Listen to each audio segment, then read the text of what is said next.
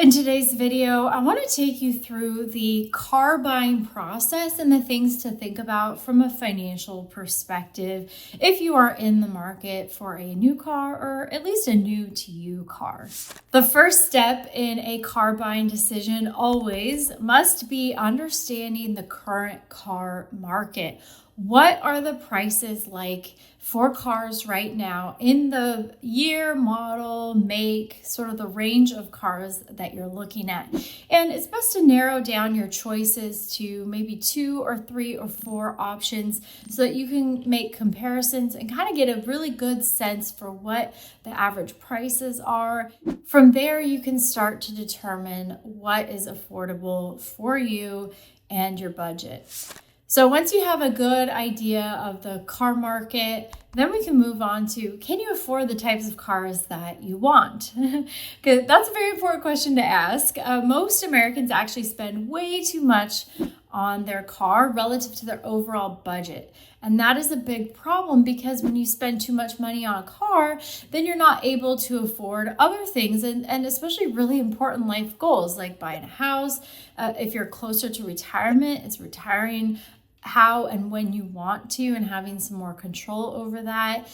So these big financial goals often take a back seat to more immediate decisions like the car that I need to drive right now. Currently in the United States, the average American spends about 20% of their take-home pay per month on all car-related expenses. So that would be your car payment, but that's also gas and maintenance and insurance, so all car-related expenses. And I would actually argue that this is way too high because if you look at most budgets and where money goes every month, a lot of that is going to the necessities and food and groceries.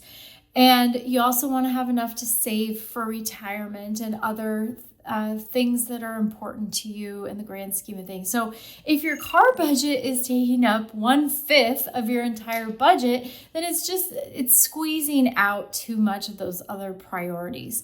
So a better target would be if you could keep all your car related expenses, including payment, gas, insurance, maintenance, etc. If you can keep that to 10, and I would say at the very top, but I wouldn't recommend it, 15% of your budget. Anyway, in that range, you're going to be much better off.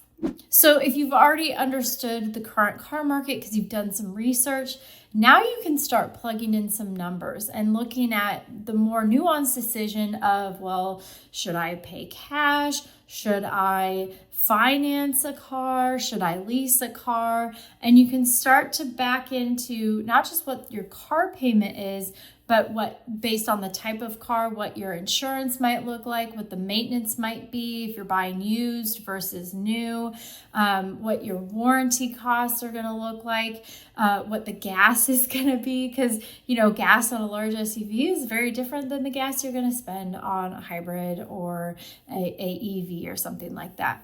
I know that we would all love to have like a nice new car that syncs right up with your Apple CarPlay, and you have like heated seats and cooling seats and heated steering wheel, and there's all these bells and whistles that are really nice in having a new car. And I know that because I had a car I usually drive my cars for many years, so by the time I upgrade, it's like a huge upgrade in technology because I haven't had any of the new features that have come along for most of the last decade. So I get that it's really nice to have a new car, but you don't want to sacrifice your long-term financial priorities and what's most important to you so that you can have a nice, newer, more reliable car. Yes, those things are important, but again, it has to fit in within your budget. So if you can keep your car-related expenses all in at under 10% of your monthly take-home pay, whether you buy a car with cash, whether you finance it, whether you lease the car, it doesn't really matter as much as long as that total monthly outlay is going to be at or around 10%. 10%. Okay, so lastly, I want to talk about the current car market because things have changed a little bit over the last couple of years. I'm recording this video in late 2024. Currently, interest rates are pretty high right now. Now, interest rates on car loans used to be a lot lower, like half of what they are today in many cases. And so the car buying decision has got a lot more complicated. Prior to the pandemic and when interest rates started to go up more, it was a lot easier and you could justify, I think, a lot more financing a car. Now, I know Dave Ramsey would whack me over the head for saying that because I think in general, if you can, paying cash for a car makes a lot of sense. But the prices of cars for both new and used cars has gone absolutely through the roof.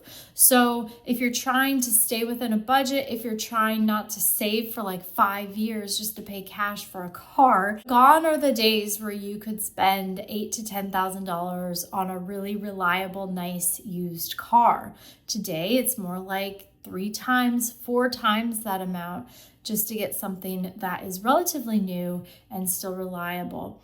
People are less able in general to pay cash for a car than they were just a few years ago because affordability is terrible now.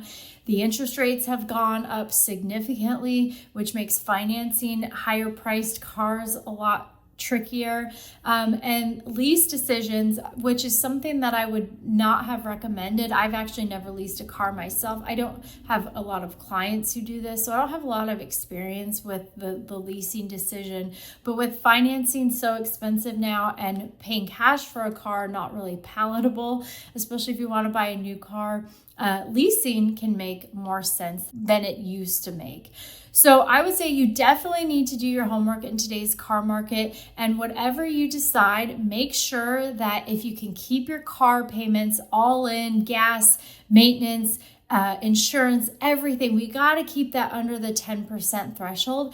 If you can do that, it's going to leave enough room in your budget to save for other priorities like retirement. Thank you so much for watching. If you like this video, be sure to subscribe and check out my podcast, Retirement Quick Tips with Ashley, where I give you daily quick little tips on saving, investing, and living a fulfilling retirement.